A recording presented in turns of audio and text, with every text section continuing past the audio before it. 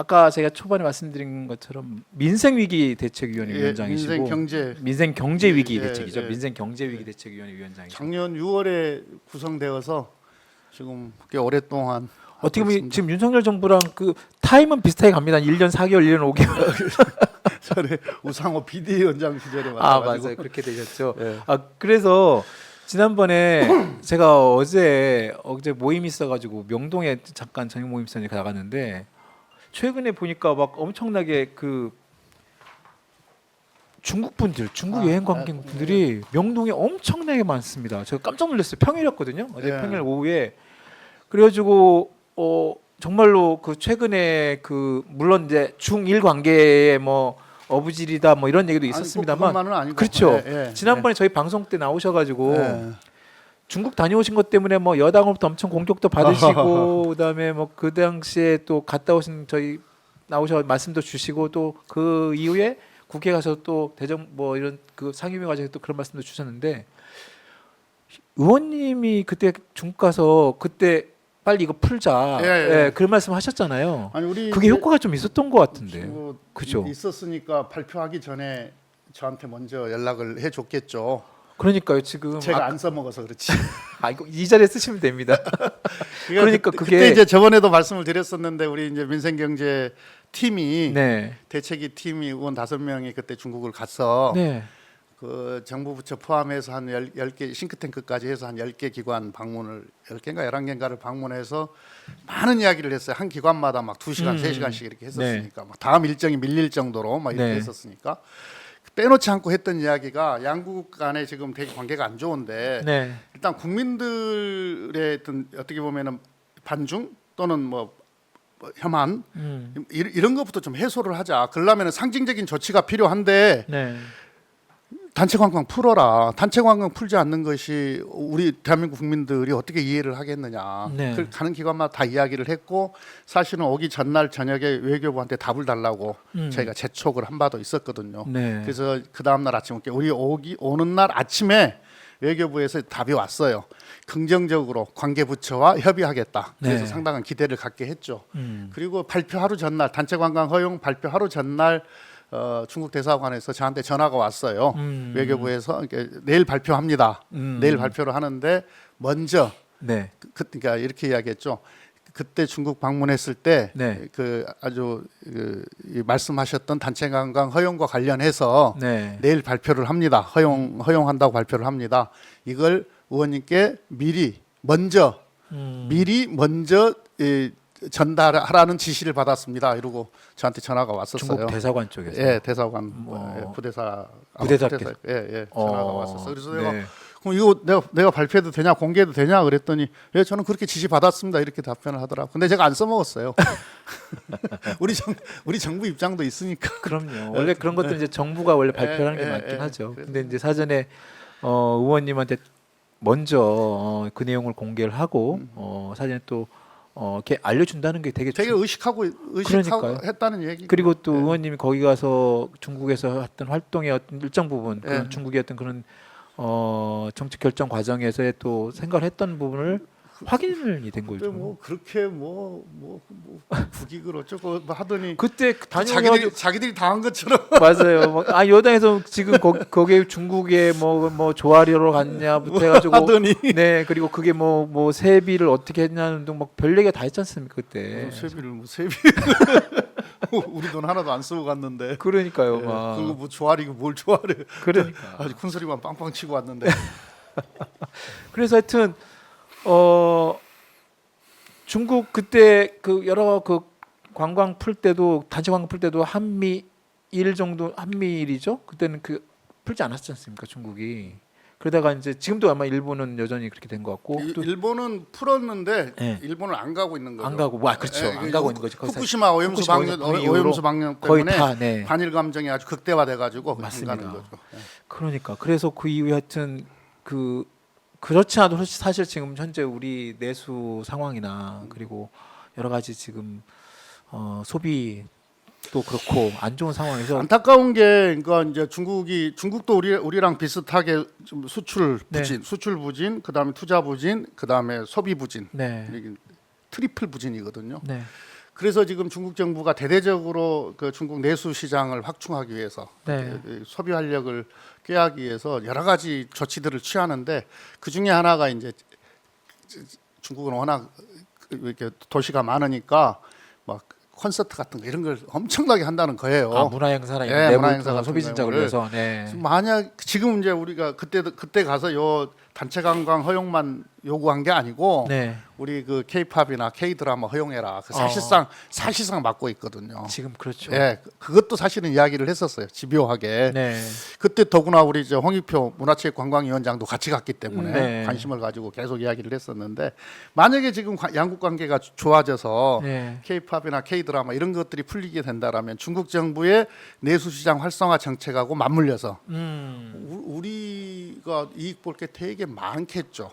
그렇습니다. 근데 지금 한중 관계 안 좋아서 이게 안 풀려 갖고 우리가 얻을 이익을 지금 못 얻고 있는 거죠. 이런 점은 되게 안타까워요. 문화적인 측면도 충분히 네. 그 시장 중국 시장은 엄청 엄청나게 큰 거거든요. 맞습니다. 사실상 네. 지금 뭐 반도체도 여전히 아직 풀리지 않았죠. 반도체 문제도 아직 안 풀렸는데 최근에 지금 뭐 감사원에서 지난 주말에 또 이것도 문제가 또 좀 지금 전국 상황에서 좀 논란이 되고 있는데 그 문재인 정부에서 집값 등 그 통계 조작 문제 의혹, 통계 조작 의혹이죠. 통계 조작이야. 통계 조작 의혹.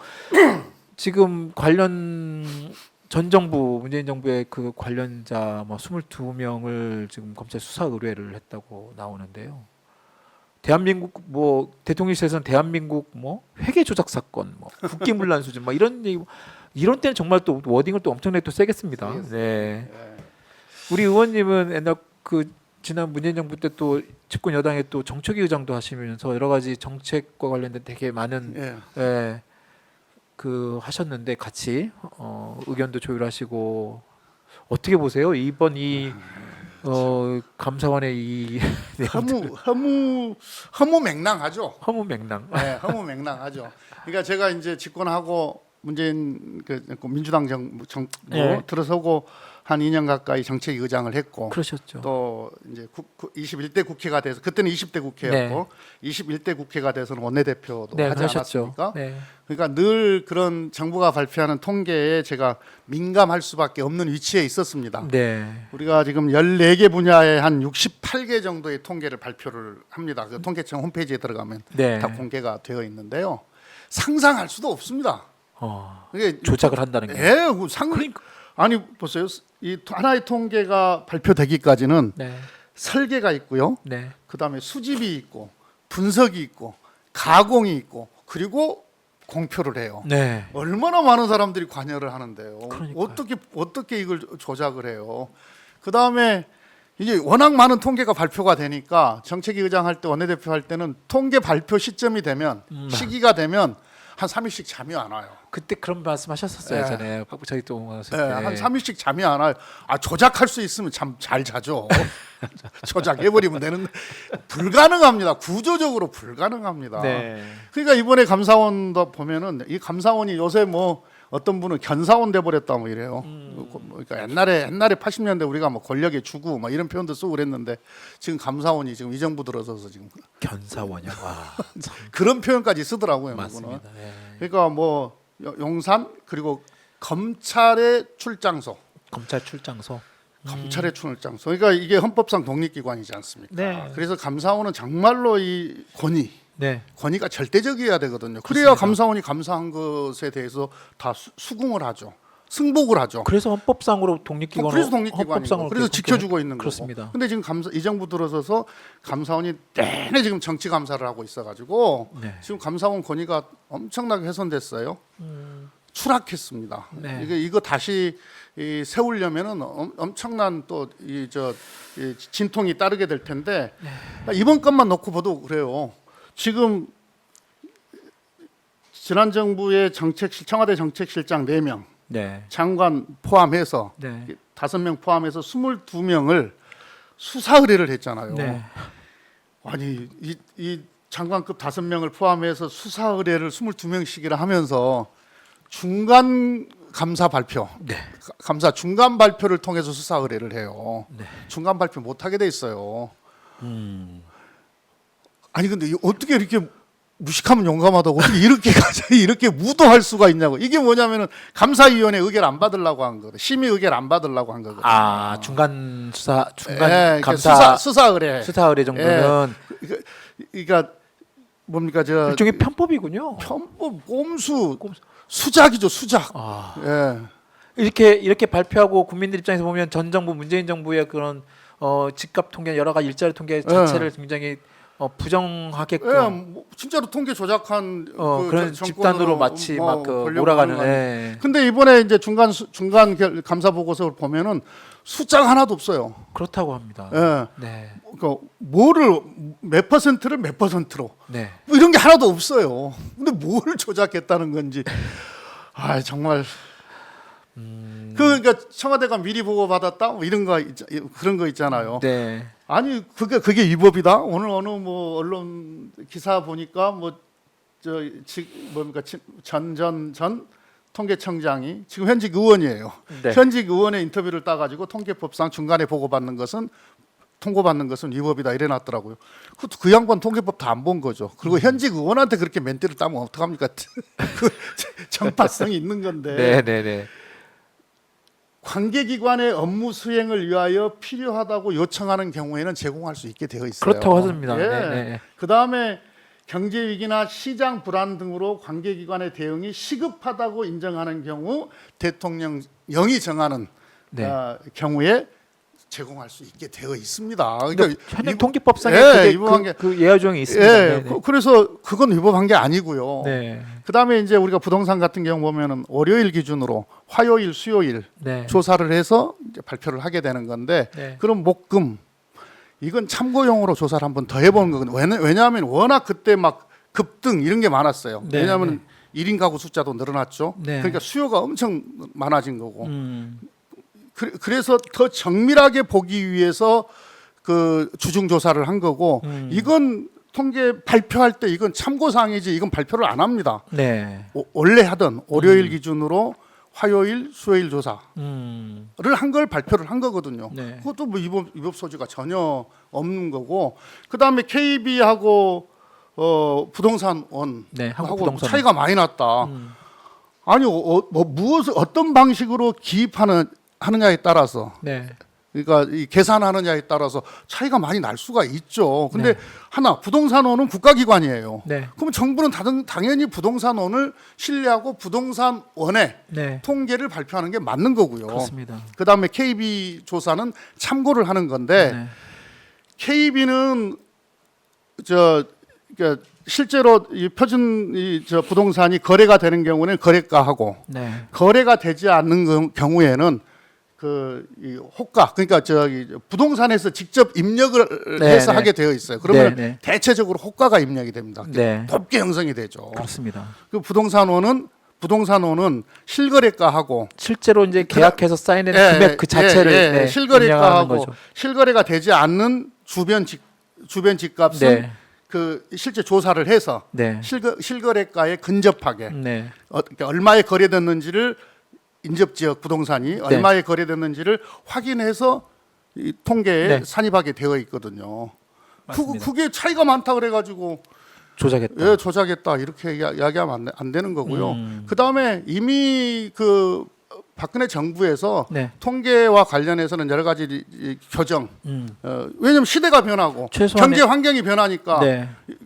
계속 업그레이드를 해가야 되는 거거든요. 네. 그 업그레이드 해가는 그 과정에 충실하게 맞춰서 지난 정부에도 통계 정책을 운영을 한 거거든요. 아무 문제 없습니다. 예.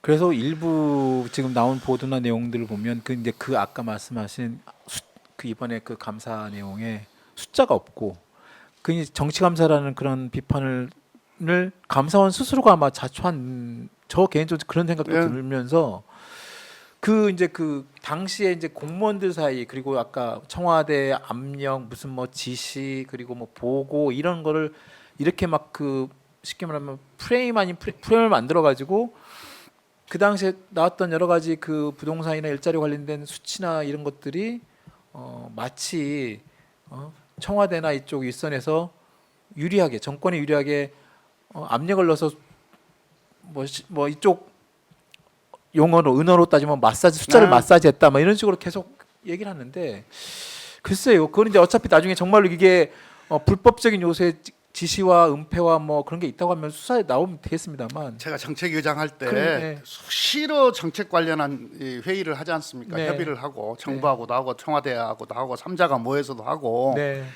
통계를 마사지한다, 통계를 조작한다. 상상을 할 수가 없는 일입니다. 그러니까 아까도 말했지만 구조적으로 안 될 뿐만 아니라 네. 아예 머릿속에 그런 게 들어있지를 않았는데 어떻게 조작을 한답니까? 근데 이게 왜 그러고 있냐면은 지금 이 실정 덮으려고 하는 거예요. 특히 네. 경제적으로 지금 성과가 전혀 없지 않습니까? 네. 모든 경제 지표가 다 빨간불이거든요. 네. 아니 성과를 내서 그 성과를 가지고 국민들로부터 지지를 받을 생각을 해야지. 네. 실정이 거듭되고 있고 경제적으로 성과가 안 나니까 지난 정부의 뭐 정치 감사를 통해서 지난 정부에 뭐 이런 일이 있었어요. 네. 이런 방식으로 덮으려고 하면은 안 되는 거예요. 그래서 제가 자꾸 비열하다, 비겁하다 이야기를 계속 하고 있는 겁니다. 아니 지금 지난 정부하고 똑같은 방식으로 지금도 통계를 내고 있을 거거든요. 네. 근데 경제는 계속 추락하고 있잖아요. 그러니까. 경제는 계속 추락하고 있지 않습니까? 그러니까 실제로 성과를 내서 이야기를 해야지.